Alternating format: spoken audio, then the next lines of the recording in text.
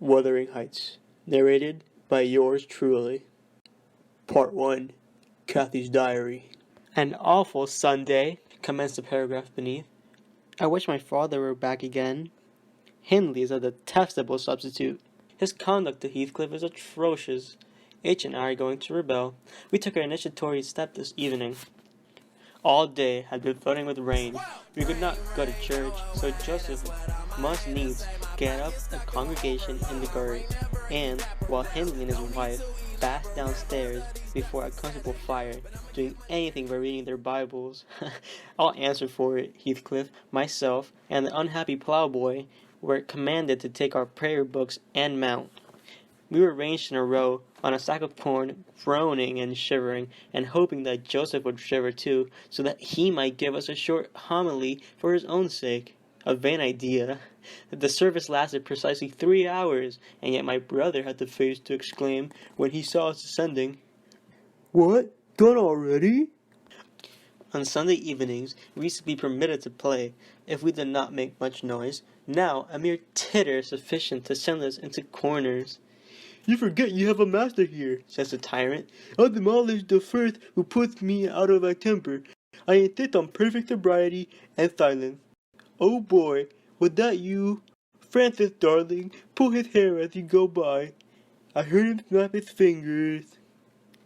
Frances pulled his hair heartily, and then went and seated herself on her husband's knee, and there they were, like two babies, kissing and talking nonsense by the hour. Foolish palaver that we should be ashamed of. We made ourselves as snug as all our means allowed in the ark of the dresser.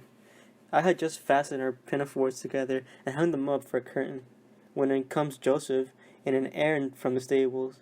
He tears down my handiwork, boxes my ears, and croaks, "The master no but just buried, and the Sabbath not over, and the sound of the gospel set in your lugs, and ya da be larking. Shame on ye. Sit ye down, ill children. They's good books enough, if you'll read 'em. Sit ye down and think on your souls." Saying this, he compelled us to square our positions, that we might receive, from the far-off fire, a dull ray to show us the text of the lumber he thrust upon us.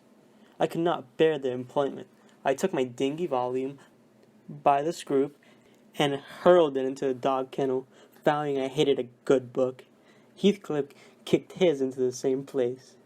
Then there was a hubbub. "Master Hindley, Master, come hither. Miss Cathy's riven the back of the hemlet of salvation, and Heathcliff's paws is fit into the first part of the broad way to destruction. It's fair flaysome, let him go on this gate. Tell old man I'll lay some properly, while he's gone." Hindley hurried up from his paradise on the hearth, and seizing one of us by the collar and the other by the arm, held both into the back kitchen, where Joseph asseverated old Nick would fetch us as sure as we were living, and so, comforted, we each sought a separate nook to await his advent. I reached this book and a pot of ink from the shelf, and pushed the house door ajar to give me light, and I have got the time on with writing for 20 minutes. But my companion is impatient and proposes that we should appropriate the diary woman's cloak and have a scamper on the moors under its shelter. A pleasant suggestion, and then, if the surly old man come in, he may believe his prophecy verified. We cannot be damper or colder in the rain than we are here. Part 2. Wake up. And what was it that had suggested a tremendous tumult? What had played Jabe's part in the row? Merely the branch of a fir tree that touched my lattice, as the blast wailed by and rattled its dry cones against the panes. I listened doubtingly in an instant, detected the disturber, then turned and dozed, and dreamt again, if possible, still more disagreeably than before. This time, I remembered I was lying in the oak closet, and I heard distinctly the gusty wind and the driving of snow. I heard also the fir bow repeat its teasing sound, as ascribed it to the right cause. But it annoyed me so much that I resolved to silence it, if possible. And, I thought, I rose and endeavored to unhasp the casement. The hook tap was soldered into the staple. Tap. A circumstance observed by me. Tap. When awake, but forgotten. Tap. I must stop it, nevertheless, I muttered, knocking my knuckles through the glass and stretching my arm out to seize the importunate branch. Instead of a winch, my fingers closed on the fingers of a little ice-cold hand. The intense horror of nightmare came over me. I tried to draw back my arm, but the hand clung to it, and a most melancholy voice sobbed, "Let me in! Let me in!" "Who are you?" I asked, struggling, meanwhile, to disengage myself. "Catherine Linton," it replied shiveringly. Why did I think of Linton? I had read Earnshaw 20 times for Linton. "I'm come home. I've lost my way on the moor." As it spoke, I discerned, obscurely, a child's face looking through the window. Terror made me cruel, and, finding it useless to attempt shaking the creature off, I pulled its wrist onto the broken pane, and rubbed it to and fro till the blood ran down and soaked the bedclothes. Still it wailed, "Let me in!" and maintained its tenacious gripe, almost maddening me with fear. "How can I?" it said at length. "Let me go, if you want me to let you in." The fingers relaxed. I snatched mine through the hole, hurriedly piled the books up in a pyramid against it, and stopped my ears to exclude the lamentable prayer. I seemed to keep them closed above a quarter of an hour, yet the instant I listened, again there was a doleful cry moaning on. "Begone! I'll never let you in. Not if you beg for 20 years. It's 20 years! 20 years! I've been a waif for 20 years!" The rat began a feeble scratching outside, and the pile of books moved as if trussed forward. I tried to jump up, but could not stir a limb, and so yelled aloud in a frenzy of fright. To my confusion, I discovered the yell was not ideal. Hasty footsteps approached my chamber door. Somebody pushed it open with a vigorous hand, and a light glimmering through the squares of the top of the bed. I sat shuddering yet and wiping the perspiration from my forehead. The intruder appeared to hesitate and muttered to himself. At last, he said in a half-whisper, plainly not expecting an answer, "Is anyone here?" I considered it best to confess my presence, for I knew Heathcliff's accents, and feared he might search further if I kept quiet. With this intention, I turned and opened the panels. I should not soon forget the effect my action produced. Heathcliff stood near the entrance, in his shirt and trousers, with a candle dripping over his fingers, and his face as white as the wall behind him. The first creak of the oak startled him like an electric shock. The light leaped from his hold to a distance of some feet, and his agitation was so extreme that he could hardly pick it up. "It is only your guest, sir," I called out, desirous to spare him the humiliation of exposing his cowardice further.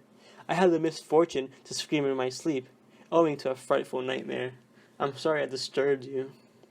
"Oh, God confound you, Mr. Lockwood! I wish you were at the—" commenced my host, setting the candle in a chair, because he found it impossible to hold it steady. "And who showed you up to this room?" he continued, crushing his nails into his palms and grinding his teeth to subdue the maxillary convulsions. "Who was it? I've got good mind to turn them out of the house this moment." "It was your servant Zillah," I replied, flinging myself into the floor and rapidly resuming my garments. "I should not care if you did, Mr. Heathcliff. She richly deserved it. I suppose that she wanted to get another proof that the place was haunted, at my expense. Well, it is, swarming with ghosts and goblins. You have reason in shutting it up, I assure you. No one will thank you for a doze in such a den." "What do you mean?" asked Heathcliff. "And what are you doing? Lie down and finish out the night, since you are here. But for heaven's sake, don't repeat that horrid noise. Nothing could excuse it, unless you were having your throat cut." "If the little fiend had got in at the window, she probably would have strangled me," I returned. "I'm not going to endure the persecution of your hospitable ancestors again. Was not the Reverend Jabs Bandercombe a king to you on your mother's side? And that minx, Catherine Linton, or Earnshaw, or whatever she was called, she must have been a changeling, wicked little soul. She told me she had been walking the earth these 20 years, a just punishment for her mortal transgressions. I've no doubt. I feel quicker in these paints. Part 3. Who do you love? Where's Heathcliff? She said, interrupting me. About his work in the stable, was my answer. He did not contradict me. Perhaps he had fallen into a doze. There followed another long pause, during which I perceived a drop or two trickle from Catherine's cheek to the flags. Is she sorry for her shameful conduct? I asked myself. That would be a novelty. But she may come to the point as she will. I shan't help her. No, she felt small trouble regarding any subject, save her own concerns. Oh dear, she cried at last. I am very unhappy. A pity, observed I. You're hard to please, so many friends and so few cares, and can't make yourself content. Nellie, will you keep a secret for me? She pursued, kneeling down by me, and lifting her winsome eyes to my face with that sort of look which turns off bad temper, even when one has all the right in the world to indulge it. Is it worth keeping? I inquired, less sulkingly. Yes, and it worries me, and I must let it out. I want to know what I should do. Today, Edgar Linton has asked me to marry him, and I've given him an answer. Now, before I tell you whether it was a consent or denial, you tell me which it ought to have been. Really, Miss Catherine? How can I know? I replied. To be sure, considering the exhibition you performed on his presence this afternoon, I might say it would be wise to refuse him. Since he asked you after that, he must either be hopelessly stupid or a venturesome fool. If you talk so, I won't tell you any more, she returned, peevishly, rising to her feet. I accepted him, Nellie. Be quick, and say whether I was wrong. You accepted him? Then what good is it discussing the matter? You have pledged your word, and cannot retract. But say whether I should have done so. Do, she exclaimed in an irritated tone, shaking her hands together and frowning. There are many things to be considered before that question can be answered properly, I said sententiously. First and foremost, do you love Mr. Edgar? Who can help it? Of course I do, she answered. Then I put her through the following catechism. For a girl of 22, it was not injudicious. Why do you love him, Miss Cathy? Nonsense, I do, that's sufficient. By no means. You must say why. Well, because he's handsome and pleasant to be with? Bad, was my commentary. And because he's young and cheerful? Bad, still. And because he loves me? Indifferent, coming there. And he will be rich, and I shall like to be the greatest woman of the neighborhood, and I shall be proud of having such a husband. Worst of all, and now you say you love him? As everybody loves. You're silly, Nellie. Not at all. Answer. I love the ground under his feet, the air over his head, and everything he touches, and every word he says. I love all his books, and all his actions, and him entirely, and altogether. There, now? And why? Nay, you're making a jest of it. It is exceedingly ill-natured. It's no jest to me, said the young lady, scowling and turning her face to the fire. I'm very far from jesting, Miss Catherine, I replied. You love Mr. Edgar because he is handsome and young and cheerful and rich and loves you. The last, however, goes for nothing. You would love him without that, probably, and with it. You wouldn't unless he possessed the 4 former attractions. No, to be sure not. I would only pity him. Hate him, perhaps, if he were ugly and a clown. But there are several other handsome, rich young men in the world. Handsomer, possibly, and richer than he is. What should hinder you from loving them? If there be any, they are out of my way. I've seen none like Edgar. You may see some, and he won't always be handsome and young, and may not always be rich. He is now, and I have only to do with the present. I wish you would speak rationally. Well, that settles it. If you have only to do with the present, marry Mr. Linton. And I want your permission for that. I shall marry him. And yet, you have not told me whether I'm right. Perfectly right, if people be right to marry only for the present. And now, let us hear what you are unhappy about. Your brother will be pleased. The old lady and gentleman will not object, I think. You will escape from this orderly comfortless home into a wealthy, respectable one. And you love Edgar, and Edgar loves you. All seems smooth and easy. Where's the obstacle?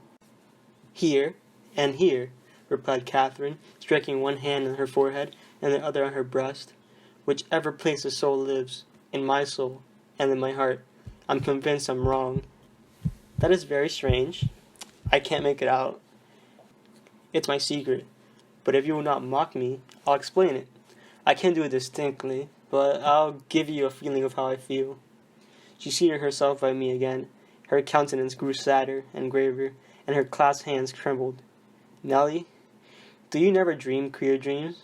She said suddenly, after some minutes' reflection. Yes, now and then, I answered. So do I. I've dreamt in my life dreams that have stayed with me even after, and changed my ideas. They've gone through and through me, like wine through water, and altered the color of my mind. And this is one, I'm going to tell it, but take care not to smile at any part of it. Oh, don't, Miss Catherine, I cried. We're dismal enough without conjuring up ghosts and visions to perplex us. Come, be merry, and like yourself. Look at little Hareton. He's dreaming, nothing dreary. How sweetly he smiles in his sleep. Yes, and how sweetly his father curses in his solitude. You remember him, I dare say, when he was just another such as that chubby thing, nearly as young and innocent. However, Nellie, I shall oblige you to listen. It's not long, and I've no power to marry tonight. I won't hear it, I repeated hastily.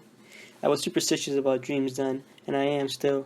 And Catherine had an unusual gloom in her aspect that made me dread something from which I might shape prophecy, and foresee a fearful catastrophe. She was vexed, but she did not proceed. Apparently taking up another subject, she recommenced in a short time. If I were in heaven, Nellie, I should be extremely miserable. Because you are not fit to go there, I answered. All sinners will be miserable in heaven. But it is not for that. I dreamt once that I was there. I tell you, I won't hearken to your dreams, Miss Catherine. I'll go to bed. I interrupted again. She laughed and held me down, for I made a notion to leave my chair. This is nothing, cried she. I was only going to say that heaven didn't seem to be my home, and I broke my heart with weeping to come back to earth, and the angels were so angry that they flung me out into the middle of the heath on top of Wuthering Heights, where I woke sobbing for joy. That would not do to explain my secret, as well as the other. I have no more business to marry Edgar Linton than I have to be in heaven, and if the wicked man in there had not brought Heathcliff so low, I shouldn't have thought of it.